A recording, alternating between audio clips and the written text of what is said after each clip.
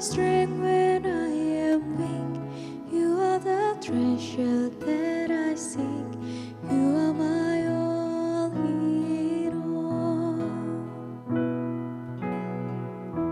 Seeking you as a precious jewel, Lord, to give up, I'd be a fool. You are my all in all. Jesus, Lamb of God, worthy is your name. Jesus, Lamb of God, worthy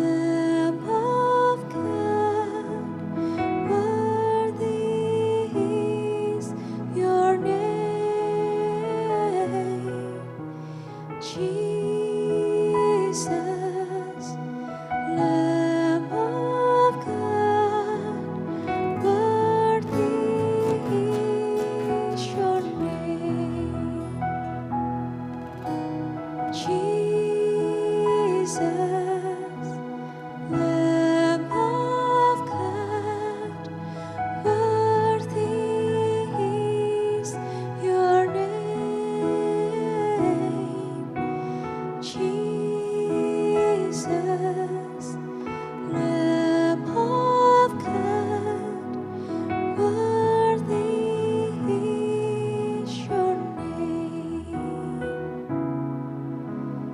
Worthy is your name. Worthy is your name.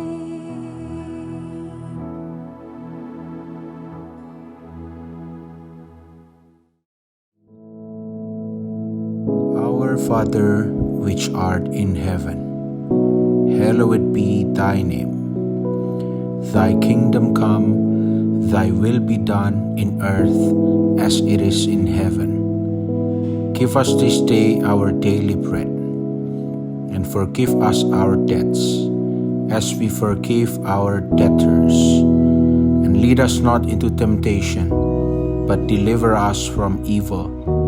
For thine is the kingdom, and the power, and the glory, forever. Amen.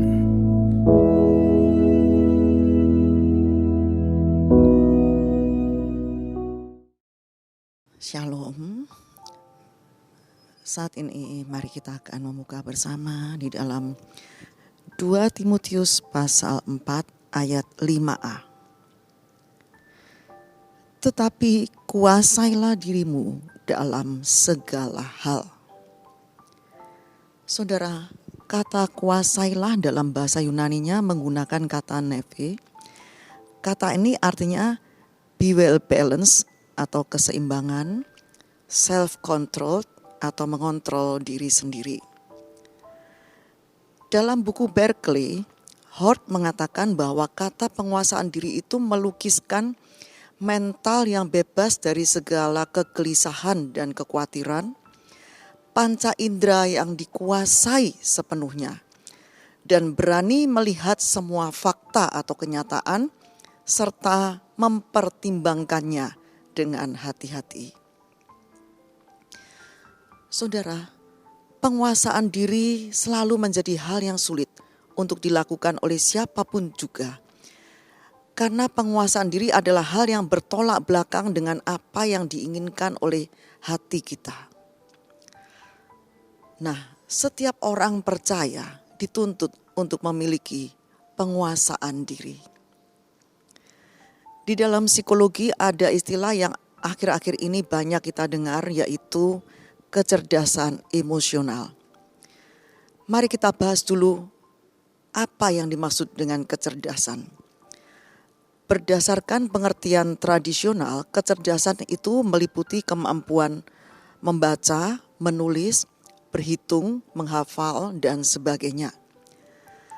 Dahulu orang sering beranggapan bahwa orang yang memiliki kecerdasan inteligensi atau IQ yang tinggi, maka kemungkinan untuk berhasilnya adalah besar. Jadi bagi anak yang cerdas atau pintar, itu kemungkinan berhasilnya adalah besar menurut anggapan orang-orang zaman dahulu. Itulah sebabnya orang tua berusaha sedapat mungkin memfasilitasi cara belajar yang maksimal bagi anak, supaya mereka menjadi anak yang pintar, baik di sekolah dan dimanapun dengan hasil rapor yang bagus, dan ketika mengikuti tes IQ, hasilnya juga bagus. Namun seiring berkembangnya zaman, hasil tes IQ bukan lagi satu-satunya penentu kecerdasan seseorang. Ada banyak faktor yang menentukan kecerdasan maupun kesuksesan seseorang. Antara lain adalah kecerdasan emosional. Kecerdasan emosional, saudara, adalah kemampuan seseorang untuk menerima, menilai, mengelola, serta mengontrol emosi dirinya dan orang lain di sekitarnya. Kecerdasan emosional atau yang dikenal dengan EQ berkaitan dengan karakter manusia. Kecerdasan ini berhubungan dengan kemampuan dalam mengontrol emosi. Jadi kemampuan kita dalam mengontrol emosi kita. Kemampuan dalam mengenali perasaan orang lain. Kemampuan dalam beradaptasi, disiplin, tanggung jawab, kerjasama, dan juga dalam berkomitmen. Seseorang yang tidak memiliki kecerdasan emosional yang baik, maka orang itu tidak akan bisa mengontrol amarahnya. Amarahnya bisa meledak-ledak dan tidak terkontrol. Dan juga dia akan menjadi orang yang kurang terbuka. Sulit bekerja sama dengan orang lain. Mudah curiga terhadap orang lain. Susah memaafkan kesalahan orang lain. Dan tidak bisa berempati pada orang lain. Maksudnya tidak bisa ikut merasakan apa yang sedang dirasakan oleh orang lain. Seseorang, saudara, bisa saja memiliki tingkat IQ yang tinggi atau kecerdasan inteligensi yang tinggi atau rata-rata ya. Namun mungkin kecerdasan emosionalnya rendah. Atau sebaliknya IQ-nya rendah tapi kecerdasan emosionalnya tinggi. Perlu diketahui bahwa kecerdasan emosional ini bukan merupakan kemampuan bawaan atau turunan dari orang tua. Namun kecerdasan emosional ini bisa diasah, diperkuat, serta diajarkan kapan saja melalui pendidikan karakter dan sebagainya. Dalam dunia kerja, kecerdasan emosional sangat dibutuhkan agar bisa bekerja sama dengan orang lain, berkomunikasi dengan baik dengan orang lain, apa itu dengan atasan, bawahan, maupun dengan rekan sekerja dan sebagainya. Dari sekian banyak cara untuk mengembangkan kecerdasan emosional, kita akan membahas 3 cara untuk meningkatkan kecerdasan emosional kita dari sudut pandang firman Tuhan. Antara lain adalah sebagai berikut. Yang pertama, you are what you think, atau Anda adalah apa yang Anda pikirkan. Jadi kita adalah apa yang kita pikirkan. Di dalam Amsal 23 ayat 7a dikatakan, sebab seperti orang yang membuat perhitungan dalam dirinya sendiri, demikianlah ia. Mungkin dalam bahasa Indonesianya kurang jelas, tetapi dalam bahasa Inggris versi King James dikatakan, for as he thinketh it in his heart, so is he. Kurang lebih kalau diterjemahkan dalam bahasa sehari-hari bunyinya, you are what you think. Anda adalah apa yang Anda pikirkan. Kita akan lihat bagaimana korelasi antara pikiran dengan perkembangan iman kita. Sadar atau tidak, saudara, pikiran kita adalah salah satu faktor besar yang menentukan seperti apa hidup kita dan bagaimana hidup kita ke depannya. Jika pikiran kita ini negatif, maka hidup kita pun akan penuh dengan hal-hal negatif. Misalnya selalu curiga, sulit percaya, pesimis, ragu-ragu, dan sebagainya. Sebaliknya, jika pikiran kita ini positif, maka hidup kita pun akan berisikan hal-hal yang positif. Kita selalu bersemangat, kita jujur, tekun, tabah, optimis menghadapi hidup ini, tidak berprasangka buruk terhadap orang lain, dan hal positif lainnya akan menjadi pola dari kehidupan kita. Alkitab berbicara bahwa pikiran dan hati itu tidak dapat dipisahkan. Dalam Markus pasal 7 ayat 21-22 dikatakan, sebab dari hati orang timbul segala pikiran jahat, percabulan, pencurian, pembunuhan, perzinahan, keserakahan, kejahatan, kelicikan, hawa nafsu, iri hati, hujat, kesombongan, kebebalan. Itulah sebabnya saudara, dalam Amsal 4 ayat 23 dikatakan, jagalah hatimu dengan segala kewaspadaan, karena dari situlah terpancar kehidupan. Emosi dan perasaan kita sangat dipengaruhi oleh keadaan isi hati kita. Ketika hati kita ini diisi dengan kebencian, maka perkataan dan tindakan kita dan sikap kita itu akan bermuatan emosi kebencian. Itulah sebabnya Alkitab memperingatkan untuk selalu menjaga hati kita dengan segala kewaspadaan. Ada sebuah penelitian yang dilakukan terhadap 2 orang yang kembar secara identik, di mana perilaku, selera, dan pola pikirnya sangat mirip. Penelitian ini dilakukan dalam aktivitas otaknya.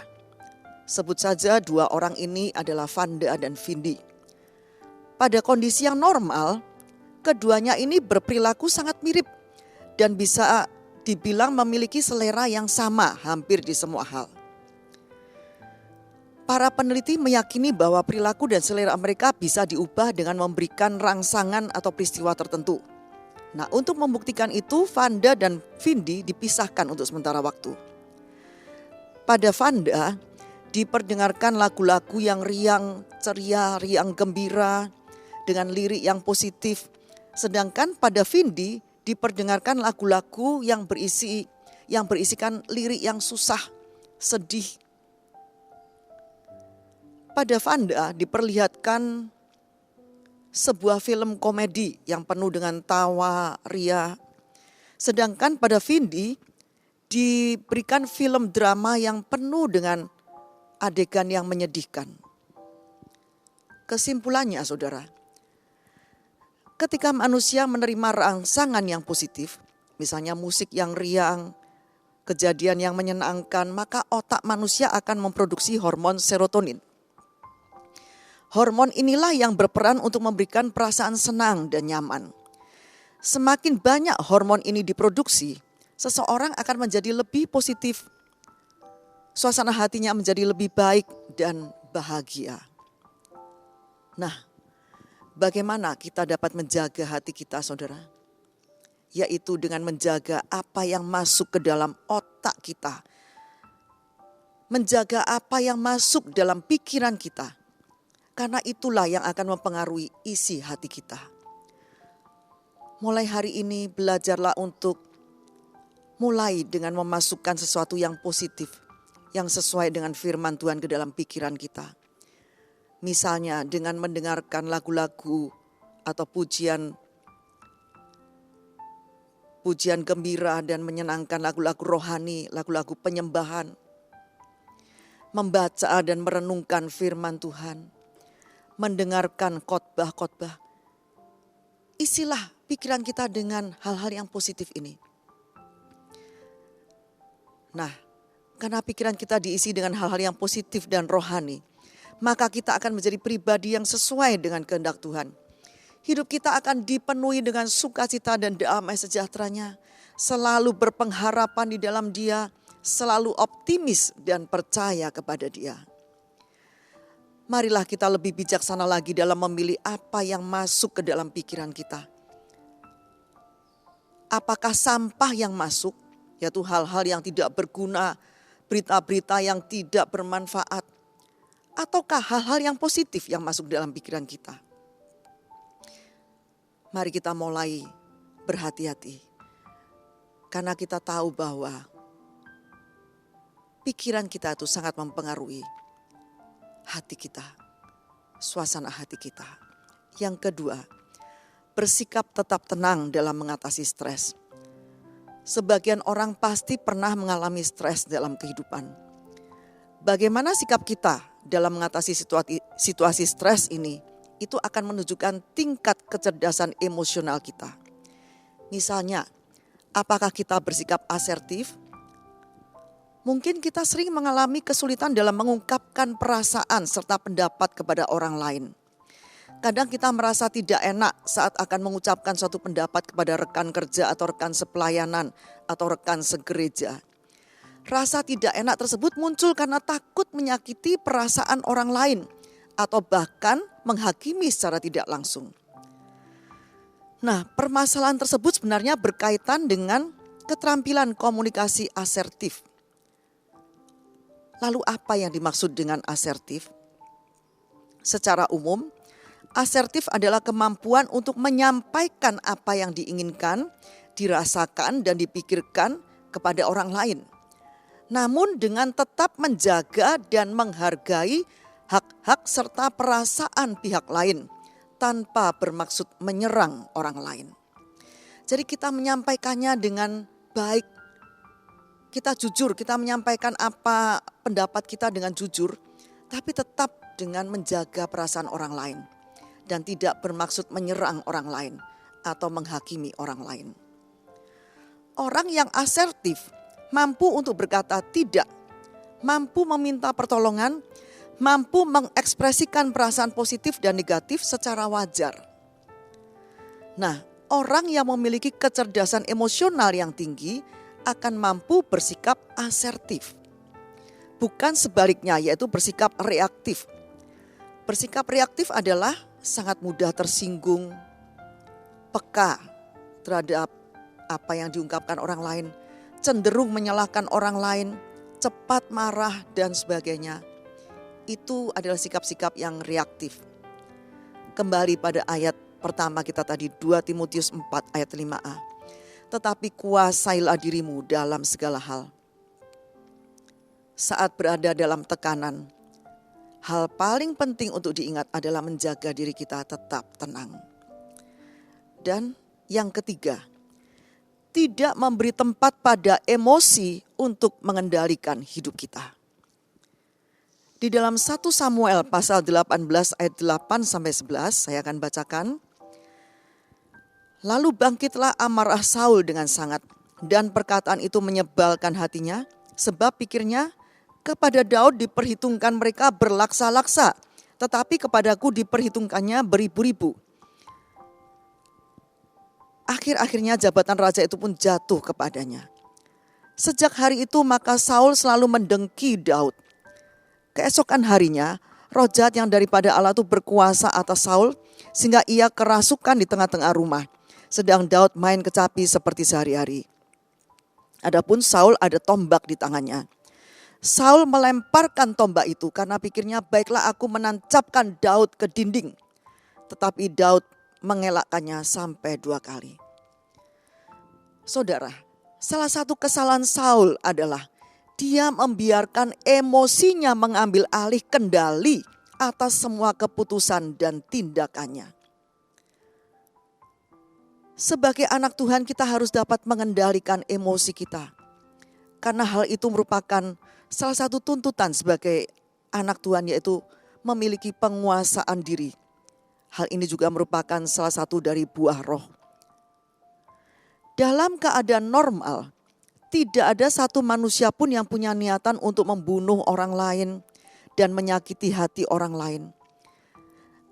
Mereka hanya melakukannya bila ada dorongan yang kuat dalam dirinya, yang memaksanya untuk melakukan itu, yaitu adanya emosi yang kuat dalam dirinya. Seharusnya saudara kita dapat berlatih untuk mengendalikan emosi kita, yaitu dengan pertolongan Roh Kudus. Emosi itu bisa menjadi budak yang baik, tapi emosi juga bisa menjadi tuan yang jahat. Bila kita tidak bisa mengendalikannya, kita akan menyesal di kemudian hari. Bila kita tidak bisa mengendalikan emosi kita, sehingga dia menjadi tuan yang jahat, dia memegang kendali atas hidup kita, maka kita akan menyesal di kemudian hari. Jadi saudara, sebagai manusia yang masih hidup dalam daging, tentu sangat sulit untuk menumbuhkan kecerdasan emosional kita. Terlebih lagi bila hal itu sudah menjadi kebiasaan, dan kebiasaan itu sudah menjadi karakter kita. Tetapi orang yang ingin maju dan ingin berubah dari cara hidup yang lama, pasti ingin menumbuhkan atau memperkuat kecerdasan emosinya. Apabila setiap hari kita selalu mohon pada Roh Kudus untuk memenuhi hidup kita dan mengendalikan hidup kita, memegang kendali atas hidup kita, maka kita akan menjadi orang percaya yang memiliki kecerdasan emosional yang tinggi. Amin. Terima kasih Tuhan, kami sudah mendengarkan firman-Mu.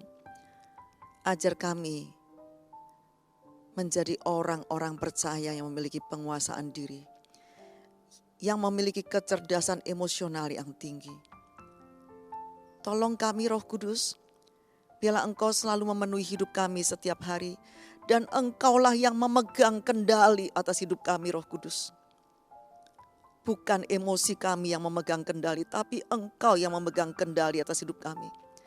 Sehingga Engkau akan mengarahkan hidup kami terus berjalan di atas kebenaran firman-Mu. Terima kasih Roh Kudus, terima kasih. Dan kami percaya ketika Engkau selalu memimpin hidup kami akan dipenuhi dengan kebaikan-Mu dan selalu diberkati, selalu dalam perlindungan-Mu Tuhan. Dan bila berkat dari Bapa, kasih Yesus Kristus dan persekutuan Roh Kudus menyertai saudara semua.